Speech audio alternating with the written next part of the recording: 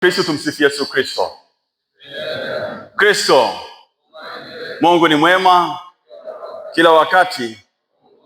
Karibuni basi tutafanya tafakari ambayo itatuongoza katika Dominika hii.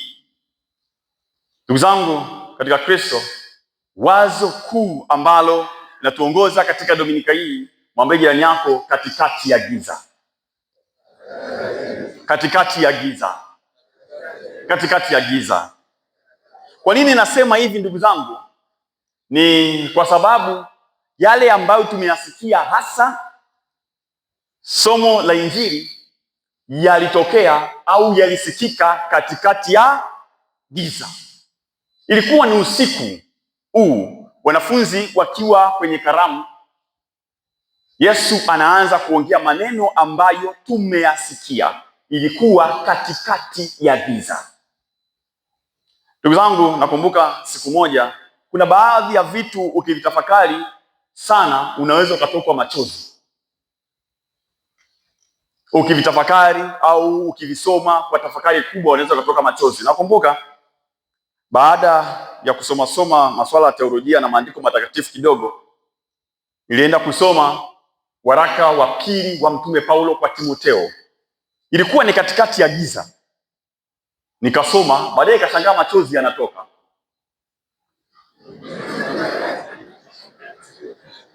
Mnaweza msiamini kwa sababu ya ufarisayo wenu.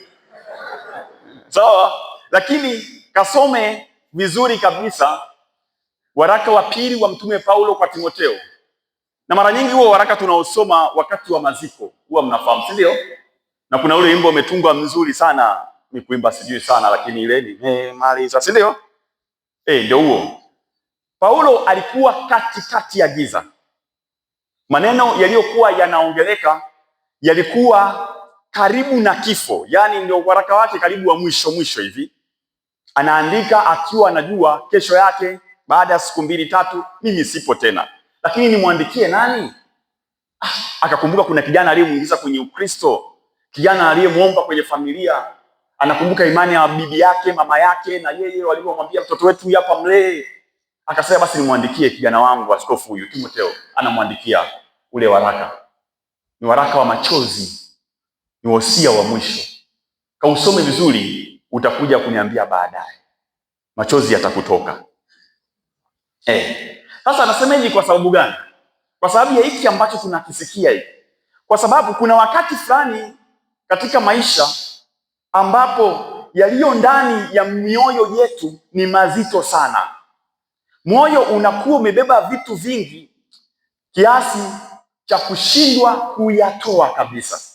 Mbaya zaidi, hayo yanakuwa ni magumu sana au hayaelezeki. Moyo unakuwa umebeba vitu vingi sana, ni maisha ya kawaida kabisa.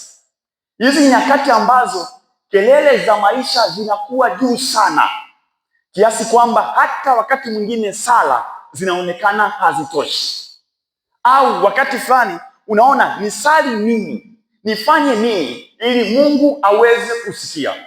Mnakumbuka kuna watu huwa wanakuambia, frateri, niseme nini? Frateri, nisali nini? Nipe basi novena, niambie sala gani yenye nguvu ili Mungu aweze kusikia. Ukisikia kauli hizo, ujue huyu mtu yupo katikati ya giza. Ni sehemu ya maisha kabisa.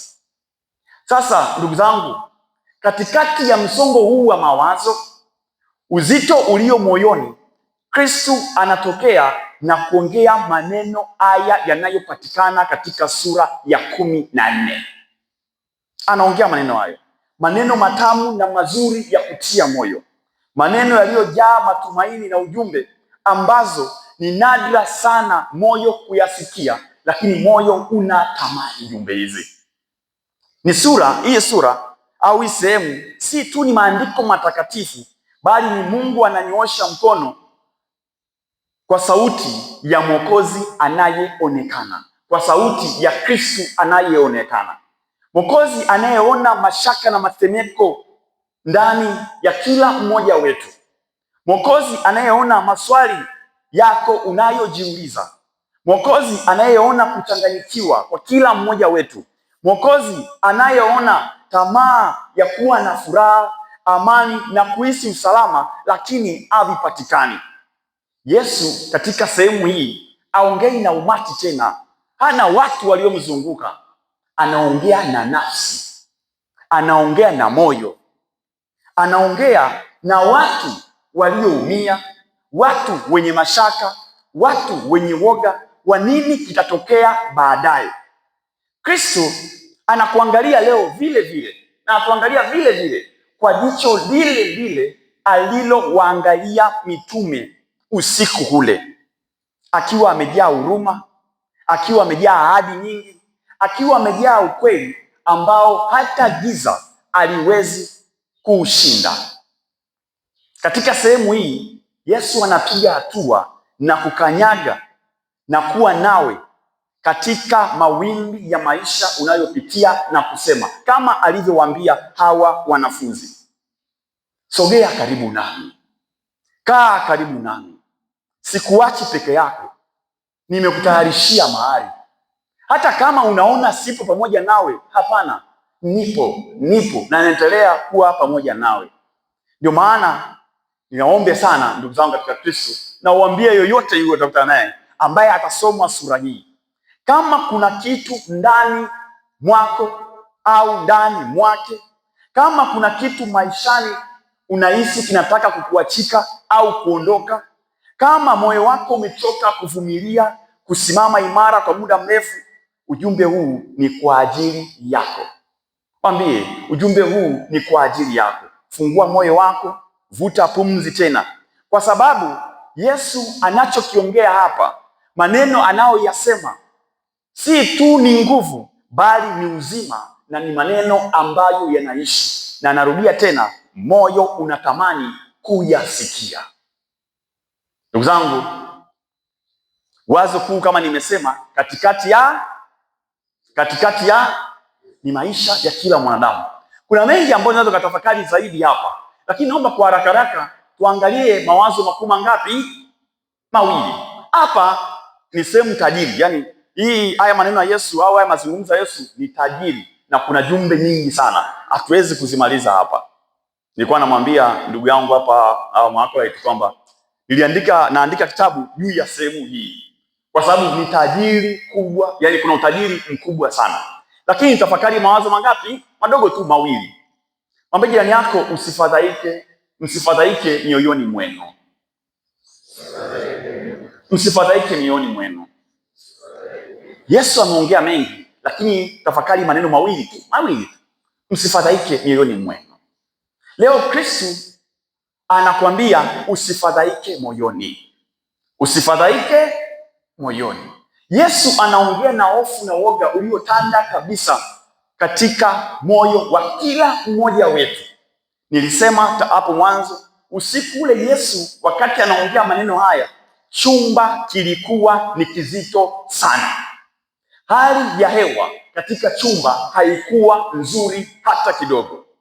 Mazingira ya chumba kile yaliashiria kuna jambo kubwa na zito na la huzuni na la masikitiko na la masononeko linakaribia kutokea. Mazingira kabisa yaliashiria hilo. Wanafunzi walijua, wanafunzi walikuwa na wasiwasi kwamba kuna kitu kinakaribia au kuna kitu kinakwenda kubadilika. Kuna kitu kinatokea ambacho sisi hatutaweza kukizuia. Na woga ukatanda mioyo yao, hofu ikawaingia. Ndipo Yesu kama mwalimu wao sasa anawaangalia na kutambua kila kitu kilichokuwa ndani ya mioyo yao. Aliona hofu, aliona wasiwasi, aliona mashaka, aliona huzuni vilivyotanda ndani ya mioyo yao. Aliona maswali yasiyoulizwa, aliona matetemeko ya nafsi, aliona kabisa kwamba wanafunzi wangu hawako sawa. Naomba niwaambie, ndio maana akawaangalia na kwa upendo akawaambia, wanangu, wanafunzi wangu, msifadhaike mioyoni mwenu. Ndugu zangu, naomba niwaambie, akusema hivi kufukuza au kukataa walichokuwa wanakihisi. Hapana. Yesu wasemi hivi ili kufukuza au kataa kwamba hakuna mambo kama haya, hakuna wasiwasi.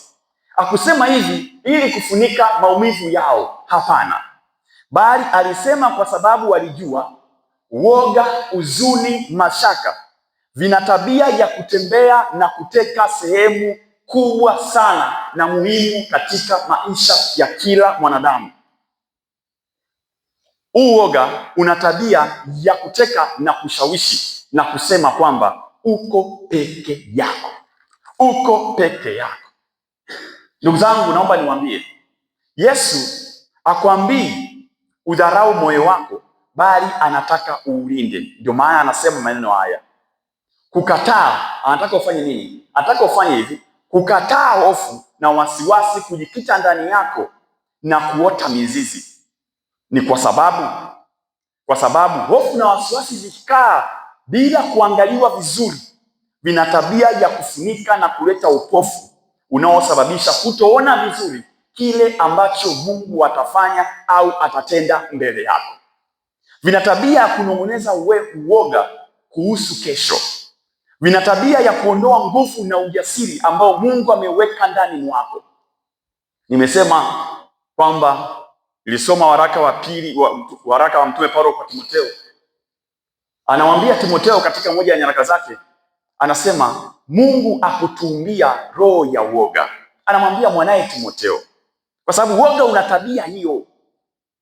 Woga, wasiwasi vina tabia ya kuondoa na kuiba muono wa maisha ya mbele, vinaiba amani yako. Hivyo Yesu anajua vizuri namna gani moyo wa mwanadamu unavyoweza kuwa ukiruhusu hofu, wasiwasi, mashaka, huzuni vitande katika moyo huo. Leo Kristo anaongea kwa kwanza kwa sura hii, anasema anaanza kwa kuongea moja kwa moja na yale unayopitia ndani ya moyo wako. Anaongea na mapambano yaliyo ndani ya moyo wako. Anaongea na mizigo iliyojificha katika macho au katika tabasamu ambalo unaweza kalitoa, lakini ndani mwako una vitu unavipitia. Yesu anaona maumivu yaliyojaa kifuani yanayokufanya ukose usingizi usiku. Anaongea na nyakati ambazo imani yako unahisi inapotea na ujasiri wako na nguvu zako vinapungua. Anaongea na wewe uliyechoka na msongo wa mawazo, anakwambia usifadhaike moyoni. Anasema leo, usifikiri utabeba mizigo mizito peke yako mabegani. Usifikiri umeachwa peke yako, la hasha, sijakuacha, niko pamoja nawe. Usifikiri hata mara moja utatembea na wasiwasi na huzuni bila mchungaji, la hasha. Ndicho hiki Kristo anataka kukisema. Yesu anakuambia hayo kwa sababu amesimama tayari sehemu ambayo unaogopa kusimama ili akusaidie. Anasema hivyo kwa sababu yuko tayari pamoja nawe, japo umuoni katika hali ya kawaida, lakini yuko tayari anakuongoza, yuko tayari anaona, yuko tayari anatambua yanayokuumiza, yanayokutesa na yanayokufanya ujiulize maswali. Elewa, Kristo anasema hivi kwa sababu anajua anatembea mbele yako, anatembea nyuma yako, anatembea pembeni yako akikushika mkono. Anajua unayopitia, narudia tena. Anajua matokeo yatakayokuwa baadaye. Anajua kile ambacho bado ukioni. Anasema, anarudia na kusema usifadhaike moyoni, muamini yeye. Kuamini, nasema si kwa sababu kila kitu kiko sawa, ila ni kwa sababu yeye yuko sawa pamoja na wewe. Majaribu yanaweza kupiga hodi mlangoni mwako, lakini unaweza usiyakaribishe na kuyafanya yaishi ndani mwako, bali Kristo ndiye aishi ndani mwako. Woga, wasiwasi na huzuni vinaweza kuinuka juu yako, lakini usitake vitawale maisha yako, bali Kristo ndiye pekee atawale maisha yako. Mashaka, hofu tena anasema vinaweza kupiga kelele, lakini haviwezi kuzuia sauti ya Kristo inayosema usifadhaike moyoni mwako. Maneno haya naomba niwaambie, hayatii mashaka. Hayatii mashaka. Ni ahadi kwamba moyo wako ukimtegemea Mungu, majaribu yatakosa nguvu. ahadi kwamba maisha lazima wakati fulani tutakosa amani. Maisha, naomba niwaambie, wakati fulani tutakuwa katika giza, lakini tuyasikie maneno haya, usifadhaike moyoni. Maneno haya ni ahadi kuwa amani si kutokuwa na mawimbi maishani, bali uwepo wa Yesu ndani ya mawimbi hayo kuna maana zaidi. Ndugu zangu katika Kristo, yoyote utakayekutana naye leo, mwambie apokee ujumbe huu. Mwambie asome sehemu hii kwa tafakari kubwa sana, na wamwache Kristo aongee naye, aone nguvu ya Kristo iliyo ndani mwake. Ataona Kristo anayeona woga, anayeona wasiwasi, na anasema, niko hapa mwanangu, usifadhaike, usifadhaike, usifadhaike. Tumsifu Yesu Kristo. Ndugu zangu, nimesema ni moja, tuelewe vizuri na tuambie watu wasifadhaike. Tusifadhaike sisi na watu wasifanye nini? Wasifadhaike. La pili ambalo Kristo anasema, mwambie jirani yako, nyumbani mwa Baba yangu mna makao mengi. Ni maneno mazuri sana. Nyumbani mwa Baba yangu mna makao mengi. Hii ni ahadi, naomba niwaambie, ya sehemu iliyoandaliwa kwa ajili yako. Yesu alipoongea maneno haya, kama nilivyosema, ilikuwa ni katikati ya giza, katikati ya usiku. Aliongea maneno haya ili anyanyue mitazamo na macho ya hawa mitume wake kutoka katika magumu ya dunia hii na kuangalia utukufu wa baadaye, kutoka kutazama dunia na kuangalia mbingu inayokuja, kwa sababu alijua watakayoyapitia, alijua mashaka, alijua misaraba ambayo baadaye wataibeba. Hivyo anawaambia, nyumbani mwa Baba yangu mna makao mengi. Kristo alijua dunia hii haijakamilika, haijatulia kabisa, ina mambo mengi, ina vita vingi. Kristo alijua kuwa katikati ya mshangao kuna maswali, ndani ya mioyo ya wanafunzi kuna maswali ambayo wanajiuliza, baadaye itakuwaje? Hivyo badala ya kueleza kila kitu, naomba niwaambie kwa undani juu ya maisha ya baadaye, aliwapa kitu ambacho ni kikubwa zaidi, ambacho kina utajiri mkubwa sana, na kila mtu anatamani kukisikia hiki kitu. Hii ni nini? Ni hakika au ni uhakika kuwa historia ya maisha yao, licha ya yote watakayopitia, haitaishia katika ulimwengu huu. Aliwaambia ni uhakika, ndio maana akasema hivyo, nyumbani mwa Baba yangu mna makao mengi. Akusema labda au inategemea au inawezekana, bali kwa hakika Yesu alitaka wajue kwamba mbinguni si ndoto, mbinguni si mahali pa kusadikika, bali ni sehemu maalum tayari kwa upendo na subira. Milango iko wazi kwa wale waliostahili, kwa wale wanaotaka, kwa wale walio wake, kwa wale ambao wanasema ndiyo kwa Kristo, kwa wale wanaomfuata Yesu Kristo usiku na mchana. Yesu akusema inaweza ikawa sehemu hivi, bali kuna sehemu maalum imetayarishwa kwa ajili yenu, na anasema hii sehemu imetayarishwa kwa ajili yako. Mwambie mtu ambaye yuko katikati ya giza, nataweza giza gani? Taratibu mtaelewa. Hebu fikiria hiki kitu.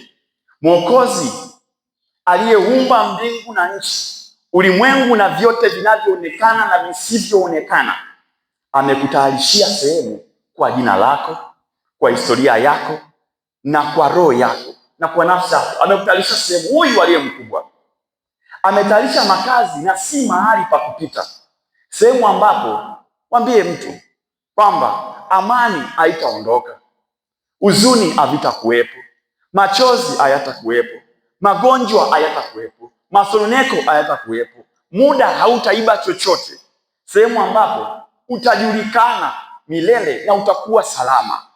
Nyumbani mwa Baba yangu mna makao mengi. Yesu alisema hivi, naomba niwaambie, ili kuponya uoga ambao kila binadamu, naomba niwaambie, alisema hivi, kuponya uoga ambao kila binadamu maadamu unaishi, uoga umeubeba. Uoga ameubeba, kila mwanadamu alijua hilo. Uoga wa mwisho wa maisha, uoga wa kupoteza, uoga wa nini kitatokea baada ya kuvuta pumzi ya mwisho. Inawezekana tusitambue au tusielewe, lakini tutembelee wagonjwa, twende hospitalini, tutagundua ni kawaida huu uoga huu. Nini kitatokea baada ya kuvuta pumzi ya mwisho? Yesu anajibu kwa ukweli wenye faraja ambao mbingu inatupa, kuwa maisha yako hayataishia hapa. Maisha yako yataendelea pengine. Roho yako haipotei, bali inaongozwa. Kesho yako si kwamba haitambulikani, bali imetayarishwa. Kristo aishii hapo, anasema ninaenda mimi mwenyewe kuwatayarishia makao. Alikufa, akafufuka, amepaa, akutuma malaika wala mtu yoyote kufanya hii kazi, anaenda yeye mwenyewe kuifanya. Ni maneno ya faraja kubwa sana ambayo yoyote yule anayepitia magumu unaweza kumwambia, nyumbani mwa Baba mna makao mengi. Ndugu zangu, nasema hivi, anatayarisha kwa sababu ya upendo wake. Kristo anatupenda.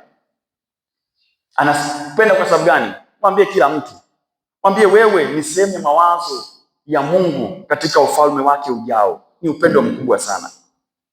Hujaitwa kuwa Mkristo kwa bahati mbaya, ni upendo mkubwa sana wa Mungu. Natambua upendo huo maishani. Wewe, Kristo hajakukatia tamaa. Hata kama unapitia magumu, ugonjwa huu unaona hautapona, maisha hayana maana, mweleze, mwambie Kristo hajakukatia tamaa. Anakuona na amekutayarishia sehemu nzuri ambapo machozi yote yatafutwa, ambapo maumivu yote hayatakuwepo kamwe. Amekutayarishia makazi hata kabla hujavuta pumzi yako ya kwanza, na alikujua kabla sijakuumba. Anasema maneno haya.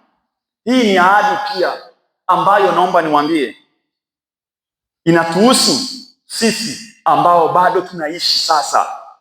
Naomba niwaambie kwa sababu nasema hivi, ni ahadi. Iko hivi, kama Yesu anatayarisha sehemu kwa ajili yako, elewa kwamba anakutayarisha wewe pia kwenda kuishi kwenye yale makazi. Je, umejitayarishaje kukaa huko? Eleza, namwambie kila mtu, Kristo anakutayarisha. Kristo anakuandaa kuishi katika nyumba, kuishi katika makazi ya Baba yake, makazi ambayo amekuandalia. Mwambie kila mtu katikati ya giza kwamba kila jaribu, kila somo la maisha unalopitia, kila chozi linalotoka, kila umivu la moyo, vyote vinakutayarisha kwa utukufu ujao. Mungu anakupenda sana. Historia yako haitaishia katika machozi na maumivu, bali itaishia kuwa mbele ya Mungu, mbele ya uso wake. Ni upendo mkubwa sana huu. Hivyo mwambie kila mtu, inua macho yako juu ya mazingira na hali ngumu inayokuzunguka na kukumbuka ukweli huu na kutafakari ukweli huu kwamba mbinguni si mbali, nyumbani si mbali. Kristo anakusubiria. Mwambie kila mmoja. Uzuri zaidi, mwambie ni Kristo mwenyewe atakaye kuongoza katika sehemu hii nzuri zaidi, sehemu ambayo haiwezi kufananishwa na machozi ya sasa, sehemu ambayo kuna furaha ya milele. Mwambie kila mmoja katikati ya giza, na elewe hili na asome sehemu hii ya maandiko.